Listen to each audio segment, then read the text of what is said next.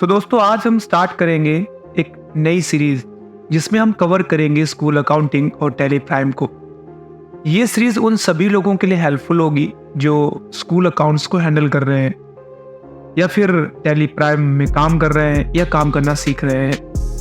तो अगर आप अकाउंटिंग में इंटरेस्टेड हैं और स्पेशली अगर आप स्कूल मैनेजमेंट को सीखना चाहते हैं कि अगर आप स्कूल मैनेजमेंट को टैली प्राइम में प्रॉपरली उसको मेंटेन करें और उसमें एक्सपर्ट बनना चाहते हैं तो ये सीरीज आपके लिए हेल्पफुल होगी।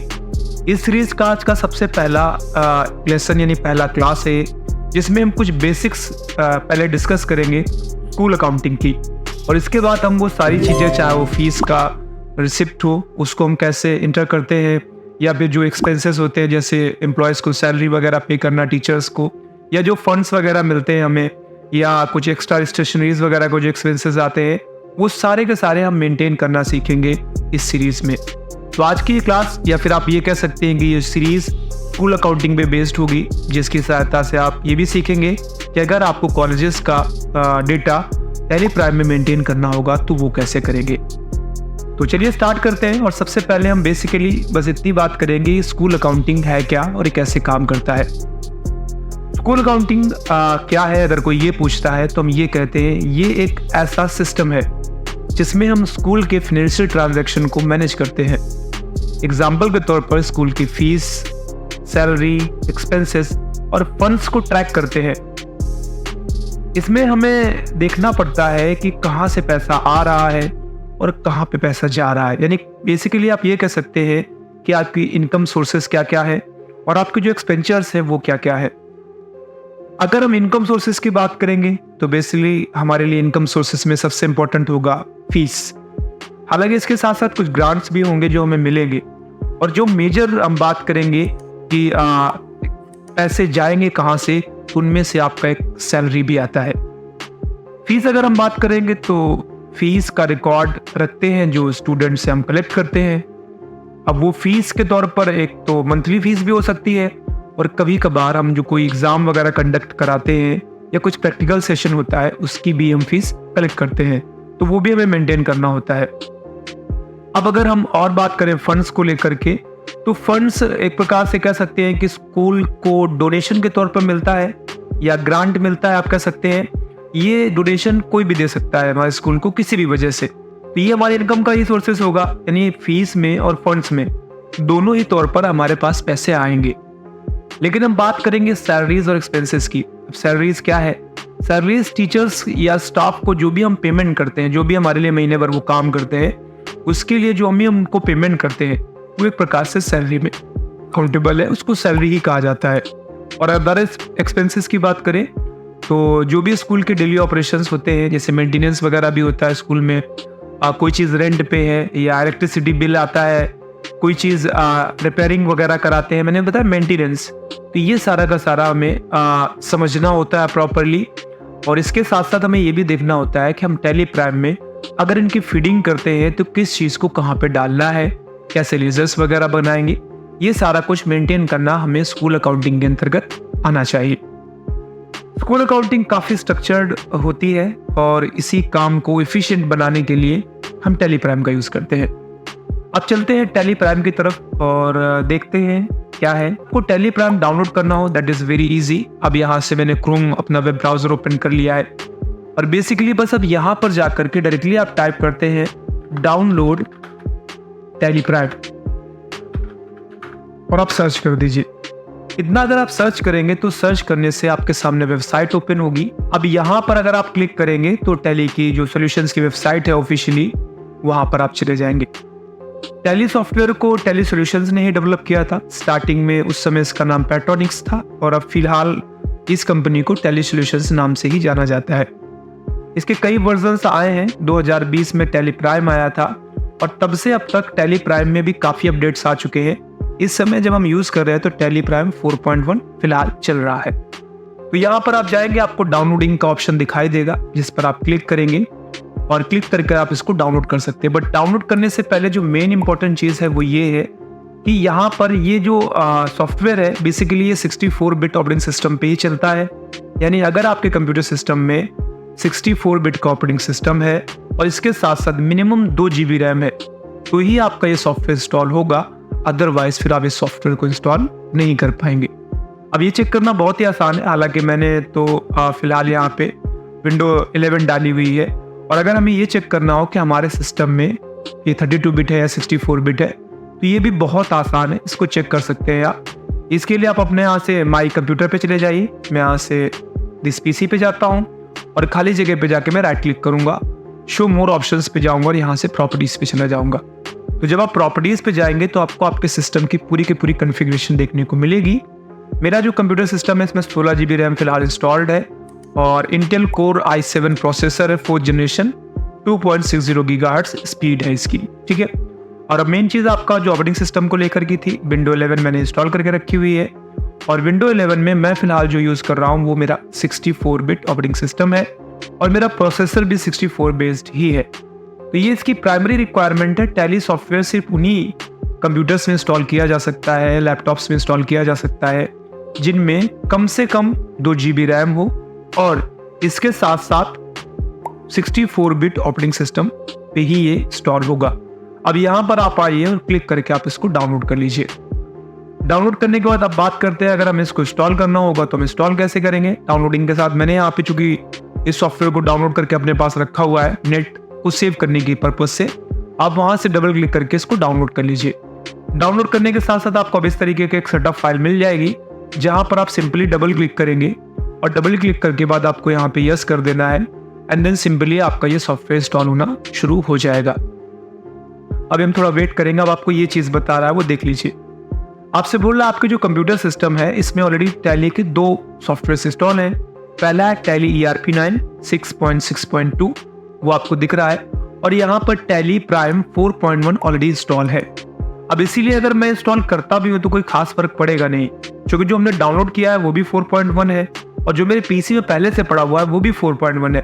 अगर आपको यहाँ पर अगर कोई पुराना वजह से ये वाला ना होता हमारे पास तो अपडेट का ऑप्शन आता, लेकिन चूंकि मेरे पास current latest version already install है तो सीधे यहाँ पे इंस्टॉल का आ रहा है, ठीक है। अगर आपके वाले में सिर्फ ये टैली ERP9 होता या टैली प्राइम का ही कोई पुराना वर्जन होता तो आपके वाले में ऑप्शन ये आता कि आप उसको अपग्रेड कर लीजिए। तो अब यहाँ से डायरेक्टली इंस्टॉल नाउ पे क्लिक करेंगे और आपका ये सॉफ्टवेयर इंस्टॉल होना शुरू हो जाएगा। मैं फिलहाल नहीं कर रहा हूँ, इसको कट कर रहा हूँ।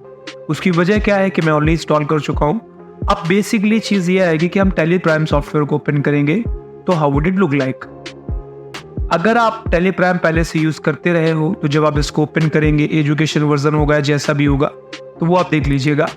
अगर आपने पहले ही इसे यूज़ किया है और जो भी आपने प्रोजेक्ट फाइल्स बनाई है यानी जो भी कंपनीज बनाई है उनकी लिस्ट आएगी, ठीक है। और अगर आप पहली बार इंस्टॉल करने वाले हैं या इंस्टॉल किया है आपने तो फिर आपके सामने सीधे क्रिएट कंपनी नाम का एक ऑप्शन आएगा जिसको आपको यूज़ करना है एक नई कंपनी बनाने के लिए। तो हम क्या करेंगे, हम सबसे पहले एक नई ही कंपनी क्रिएट करेंगे। तो उसके लिए मैं क्रिएट पे जाऊंगा एंड देन यहाँ से मैं एंटर कर दूंगा, ठीक है। और अगर आप गेटवे ऑफ टैली पे चले गए थे तो आप वहाँ से भी Alt F3 करके यहाँ पे आ सकते हैं, ठीक है। मैं एक आपको दोबारा एग्जाम्पल दिखा देता हूँ। मैं यहाँ से बाहर जाऊँगा थोड़ा सा and then I will show you.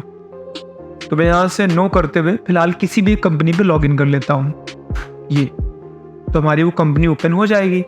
अब इसके बाद मैं आपको दिखाता हूँ। मान लीजिए आप गेटवे ऑफ टैली पे थे और यहाँ से आपको एक नई कंपनी क्रिएट करनी है। There are so many options. पहला, कीबोर्ड में यूज़ कर सकते हैं अपने कीबोर्ड को Alt and F3।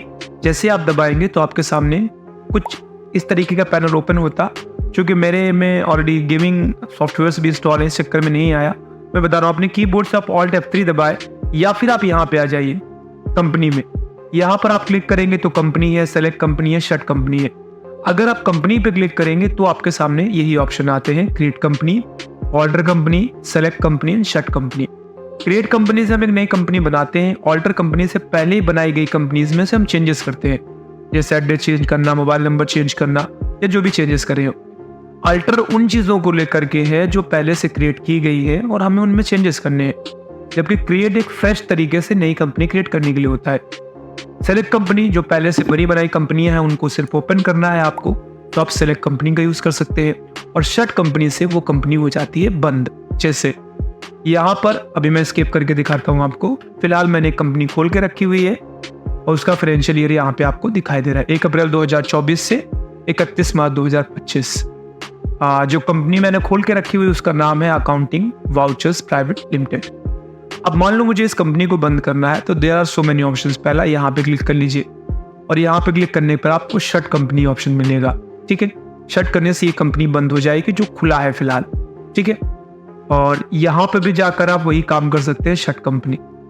आपको इसको बंद नहीं करना और इसको खुला रहने देना है, पर आपको एक नई कंपनी क्रिएट करनी है, तो वो भी कर सकते हैं। उसके लिए सिंपली आप यहाँ से कंपनी पे जा सकते हैं, क्रिएट पे जा सकते हैं, या फिर आप यहाँ से कंपनी पे जा सकते हैं, क्रिएट पे जा सकते हैं, या फिर अपने कीबोर्ड से आप Alt and F3 दबा सकते हैं। दीज आर द ऑप्शंस जो यूज कर सकते हैं। मान लीजिए मैं क्रिएट पे जाऊंगा और यहाँ से एंटर करूंगा। एंटर करने के बाद अब यहाँ पे आपको कंपनी का नाम डालना है, जो भी है। बेसिकली हमारे केस में तो हम स्कूल का नाम डालेंगे, तो मैं यहाँ पे स्कूल बना रहा हूँ, AS ग्रुप इंटरनेशनल स्कूल, इतना डाल दिया।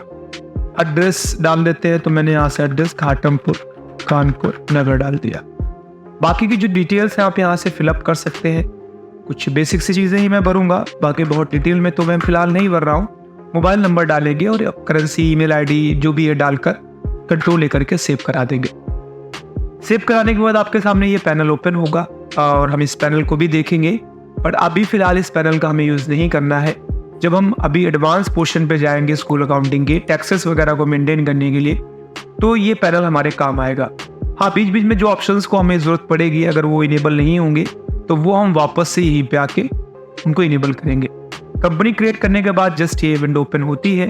अगर आप बाहर चले जाते हैं इससे, जैसे मैं आपको दिखाता हूँ, मान लीजिए मैंने कंट्रोल लेकर के आगे चला गया, अब मुझे उस पैनल पे वापस जाना है, कोई सेटिंग करनी छूट गई है हमसे, तो हम अपने कीबोर्ड से F11 दबाएंगे, कंपनी को सेलेक्ट करेंगे, तो वापस से आपके सामने ये पैनल ओपन हो जाएगा। F11 से आप कंपनी फीचर्स पे जाते हो और कंपनी में जो भी फीचर्स वगैरह को एक्टिवेट करना है वो आप वहाँ से करते हो। ठीक है, और जब आप फीचर्स पोर्शन पे जाएंगे तो फीचर्स बेसिकली कुछ इस तरीके से डिवाइडेड होता है। स्टार्टिंग में अकाउंटिंग पोर्शन रहता है, इसका इन्वेंट्री का पोर्शन रहता है, एंड देन टैक्सेस से संबंधित चीज़ें होंगी और नीचे पेरोल वगैरह आपको दिखाई देगा। अभी बहुत ज़्यादा आप टेंशन में मत आइए, ये सारी चीज़ें क्या हैं, कैसे काम करती हैं, ये हम सभी कुछ देखेंगे स्टेप बाय स्टेप। फिलहाल अभी हम मेन गेटवे ऑफ टैली पे जाके देखते हैं। तो मैंने कंट्रोल किया और मैं यहाँ से आगे आ गया। अब ध्यान दीजिए, जब भी आप कोई कंपनी क्रिएट करेंगे और उस कंपनी को आप ओपन कर लेंगे, तो वो कंपनी का नाम आपको यहाँ साइड में दिखाई देगा। हमारी कंपनी है AS ग्रुप इंटरनेशनल स्कूल, यानी स्कूल ही कंपनी है हमारी, तो वो यहाँ पे दिखाई दे रहा है। अभी तक मैंने कोई एंट्री पास नहीं की, तो यहाँ पे लिखा हुआ नो वाउचर एंटर्ड। जब आप एंट्रीज पास करेंगे, यानी जो भी मान लीजिए पैसा आपके पास आया या आपके पास से पैसा गया, तो जब आप वो एंट्रीज को पास करेंगे तो वो यहाँ पे कुल मिला के नो वाउचर्स एंटर्ड लिख के आ रहा है। फिर ये कम से कम तो लिख के नहीं आएगा। अगली चीज, अकाउंटिंग में बेसिकली फाइनेंशियल ईयर का बड़ा इंपॉर्टेंस है। अकाउंटिंग में हमारा जो नया साल होता है वो 1 अप्रैल को स्टार्ट होता है और 31 मार्च को खत्म हो जाता है। अब इस समय 2024 चल रहा है आपका, तो जब हमसे कोई पूछेगा कि इस समय कौन सा फाइनेंशियल ईयर चल रहा है, तो हम कहते हैं 1 अप्रैल 2024 से स्टार्ट हुआ है और 31 मार्च 2025 तक जाएगा। ये फाइनेंशियल ईयर होगा, कंपनी डेट नहीं है, फाइनेंशियल ईयर है। तो वही यहाँ पे देख लीजिए। अभी फिलहाल ये पीरियड है हमारा 1 अप्रैल 2024 से शुरू हुआ है और 31 मार्च 2025 तक जाएगा। पीरियड वगैरह में चेंजेस करने हो तो तरीका एक ये होता है, साइड में आपको डेट दिखता है, डेट बदलना और डेट यहाँ पे है। पीरियड मतलब उस पीरियड के अंतर में हम एंट्रियां कर रहे हैं, और डेट तो करंट डेट की बात आएगी। पीरियड चेंज करने के लिए आप यहाँ से क्लिक करके पीरियड पे जा सकते हैं। तो ये फिलहाल पीरियड सेट है हमारे पास 1 अप्रैल 2024 से 31 मार्च 2025। ठीक है, आपको चेंजेस करने हो तो कर दीजिए, और अगर आपको डेट चेंज करनी हो तो यहीं पे साइड में F2 दबा करके आप डेट चेंज कर सकते हैं। इतना समझ लीजिए। अब आइए टैली प्राइम सॉफ्टवेयर को थोड़ा समझ लेते हैं। बहुत कॉम्प्लिकेटेड नहीं है, देखने में जितना सिंपल लग रहा है उतना ही सिंपल है। ऊपर के हिस्से में देखेंगे तो आपको यहाँ पे कंपनी, डेटा और exchange, import, export, share, print और हेल्प दिखाई देंगे। कंपनी पे क्लिक करेंगे तो कंपनी से संबंधित सारे ऑप्शंस आएंगे, जैसे एक नई कंपनी क्रिएट करना, बनी बनाई कंपनी में नाम वगैरह चेंजेस करने हैं तो अल्टर करना। कोई कंपनी खुला है, अब जैसे हमारे पास 2 कंपनियां ओपन है, पहला AS ग्रुप इंटरनेशनल स्कूल और दूसरा जो पहले से खुली हुई थी वो कौन सी थी, अकाउंटिंग वाउचर्स प्राइवेट लिमिटेड। एक कंपनी से दूसरी कंपनी में जंप करना है आपको, जो ऊपर होगी वही मेन कंपनी होगी, वो खुली होगी, उसी पे हम काम करेंगे। तो अभी फिलहाल हमारी जो ओपन है वो है एएस ग्रुप इंटरनेशनल स्कूल। हमें दूसरी पे जंप करना है तो मैं यहाँ से जा करके यहाँ से चेंज कंपनी पे क्लिक करूंगा। तो दो जो ओपन है उनमें से पहले तो ओपन है हमारे पास, हमने इस पे क्लिक किया, एंटर कर दिया, तो अब हमारी ऊपर ये आ गई। यानी अब जब मैं काम करूंगा तो इस वाले पे काम करूंगा। फिर नीचे जाना है तो मैं यहाँ से फिर से दोबारा जाऊंगा चेंज कंपनी, और अब मैं दूसरी वाली चुनूंगा, एंटर कर दूंगा, अब उस वाले पे आ गए। ठीक है, तो जो ऊपर है आपकी। अब अगर आपने जो कंपनी बनाई उसमें कुछ गलती हो गई आपसे, आपको एड्रेस वगैरह चेंज करना है, तो आप यहीं से ऑर्डर पे आइए, बशर्ते वो कंपनी खुली होनी चाहिए, और यहाँ से क्लिक कर लिया। क्लिक करने के बाद जो डिटेल्स आपने भरी थी वो आपको यहाँ पे दिखेगी। अब आपको जो डिटेल्स में चेंजेस करने हैं यू कैन डू, आप कर सकते हैं।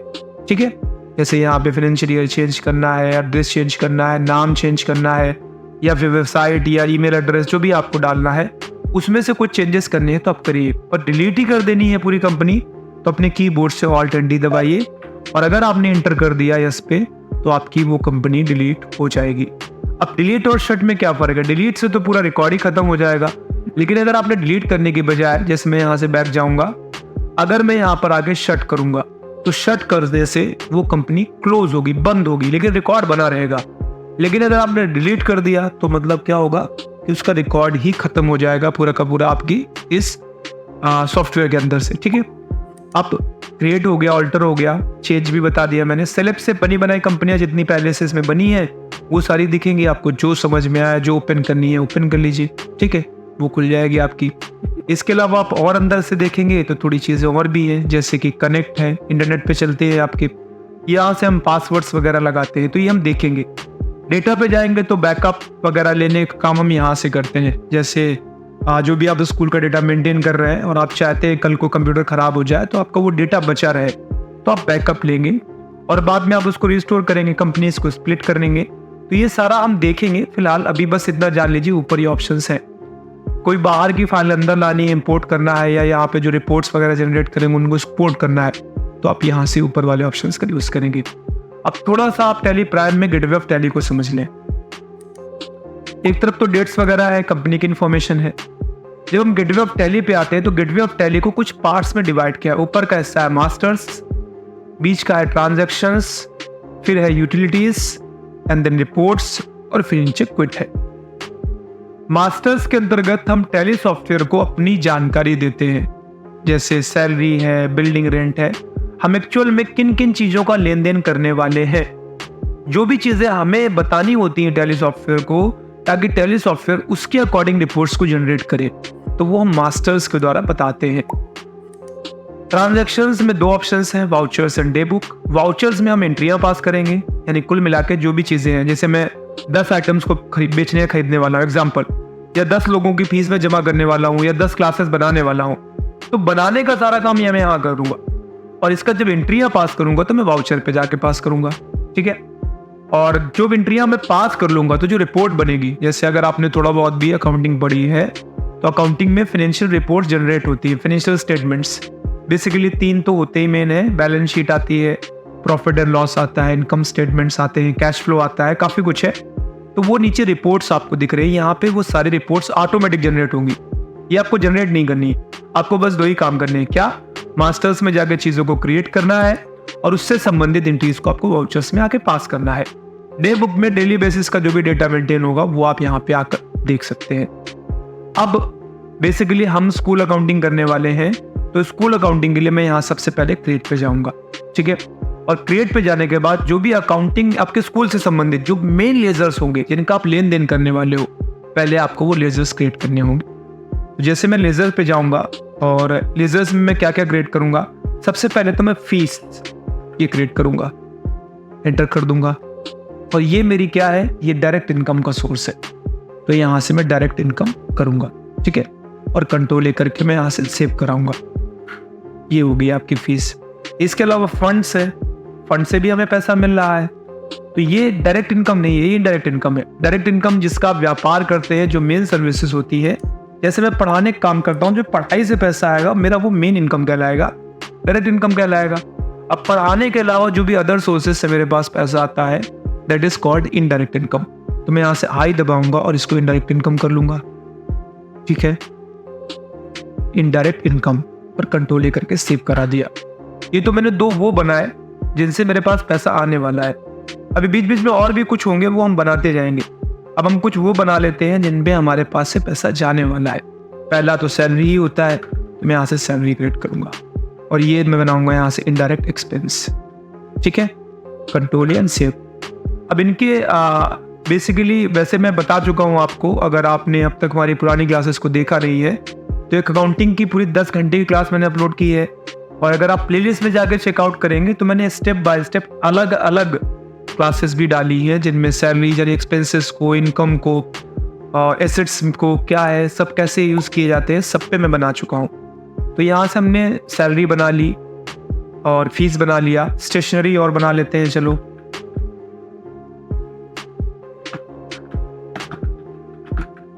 और ये भी इनडायरेक्ट एक्सपेंस करके कंट्रोल ए कर देते हैं। इसके अलावा कुछ और एक्सपेंसेस में अगर मैं बात करूँगा तो आपका इसमें बिल्डिंग रेंट आ सकता है, अगर आपकी खुद की बिल्डिंग नहीं है, या फिर कोई गाड़ी है किराए पे तो वो आ सकती है। इलेक्ट्रिसिटी बिल आ जाएगा आपका, ये तो आएगा ही, ये इनडायरेक्ट एक्सपेंस। ये हमने यहाँ से सेव कर लिया। ठीक है, तो ये रिजल्ट्स आपको बनाने हैं। अब कैपिटल इन्वेस्टमेंट होगा तभी तो स्टार्ट होगा। तो ये मैं यहाँ पे पहला एक और मैं कैपिटल का बना लेता हूँ। कैपिटल का कैपिटल अकाउंट होता है, मैं ऑलरेडी बता चुका हूँ, कंट्रोल ए करके सेव कर लेता हूँ। इसके अलावा कुछ बिल्डिंग एक बना लेता हूँ, स्कूल बिल्डिंग कह लो चाहे आप इसको, क्योंकि कैपिटल इन्वेस्ट करेगा तो ये फिक्स एसेट्स का हिस्सा बन जाएगा, कंट्रोल ए सेव। फर्नीचर बना लेते हैं स्कूल के लिए, फिक्स एसेट्स। अगर आपको लाइब्रेरी के लिए बुक्स चाहिए तो वो भी आप यहाँ पे क्रिएट कर सकते हैं। कंप्यूटर वगैरह आपने परचेज किया है तो वो भी आप यहाँ से कंप्यूटर बना सकते हैं। तो मैं फिलहाल कंप्यूटर और बना लेता हूँ, फिक्स एसेट्स और कंट्रोल ए सेव। तो बेसिकली ये मान के चलिए कि जब आप इंट्रीज को पास करेंगे तो 2 चीज़ों को आपको खास मॉनिटर करना है। पहला, वो सोर्सेज जिनसे आपके पास पैसा आएगा। 2 होंगे, डायरेक्ट इनकम के सोर्सेज होंगे और इनडायरेक्ट इनकम के सोर्सेज होंगे। डायरेक्ट इनकम के सोर्सेज के अंतर्गत वो आएंगे जिनका आप मेन व्यापार करते हैं। जैसे मैं पढ़ाने का काम करता हूं तो पढ़ाई से जो मेरे पास पैसा आ रहा है that is direct income. Indirect income के अंतर्गत वो अदर सोर्सेस हैं, जैसे मैंने कहा फंड्स हैं, ग्रांट्स हैं, या फिर कुछ एक्स्ट्रा एक्टिविटीज में आप कुछ पैसा कहीं से डोनेशन के रूप में प्राप्त कर लेते हैं, तो वो सारे आपके इनडायरेक्ट इनकम के अंतर्गत आ जाएंगे। ठीक है, तो ये 2 चीजें आपको प्रॉपरली मेंटेन करनी है इनकम के सोर्सेस पे। अब आपको दूसरी चीज जो मेंटेन करनी है दैट इज एक्सपेंस। क्योंकि आपको पता है कि जब भी हम बिजनेस के स्टेटमेंट्स की बात करेंगे, जैसे मैं यहाँ से आपको दिखा दूं बैलेंस शीट पे, क्योंकि सारा कुछ बैलेंस शीट पे ही बनने वाला है। तो यहाँ पे बैलेंस शीट अभी तो फिलहाल तैयार हुई है। फर्म का नाम हमारे एएस ग्रुप इंटरनेशनल स्कूल है। इधर का आप हिस्सा देखेंगे तो यहाँ पर आपको एसेट्स दिखाई दे रहे हैं। जब आप एंट्रियां पास करेंगे तो यहीं पे आपको एसेट्स और एक्सपेंस दोनों इस तरफ दिखाई देंगे, और जो भी लायबिलिटीज होती है और जो भी इनकम होती है वो आपको इस तरफ दिखाई देती है। ठीक है, तो जब आप मेंटेन करेंगे तो बेसिकली आपको जो मेन चीज़ों पे ध्यान देना है वो है एक्सपेंसेस और इनकम, इनको प्रॉपरली कैसे मेंटेन करना है। तो आज की तो ये पहली क्लास थी। आज की इस क्लास में बेसिकली हम बस देखने वाले थे कि स्कूल अकाउंटिंग जब हम स्टार्ट करते हैं तो स्टार्टिंग हम कहाँ से करते हैं, किन किन चीज़ों को खास ध्यान रखना होता है। अब हम अगली क्लास में कुछ एंट्रीज पास करके देखेंगे स्कूल अकाउंटिंग में। पहले हम क्लासेस वगैरह क्रिएट करते हैं, अलग अलग क्लासेस के लिए ग्रुप्स बनाने पड़ेंगे हमें, और हर क्लास में हम कुछ स्टूडेंट्स को ऐड करेंगे और फिर इसके बाद हम उनकी फीस वगैरह रिसीव करना देखेंगे। तो उसके लिए सबसे पहले तो कैपिटल की एंट्री होगी आपकी। लेकिन क्लास चूंकि बड़ी हो जा रही है तो आज की क्लास फिलहाल यहीं पे समाप्त होगी। अब आगे का प्रोसेस मैं आपको अगली क्लास में नहीं कल की क्लास में बताऊंगा।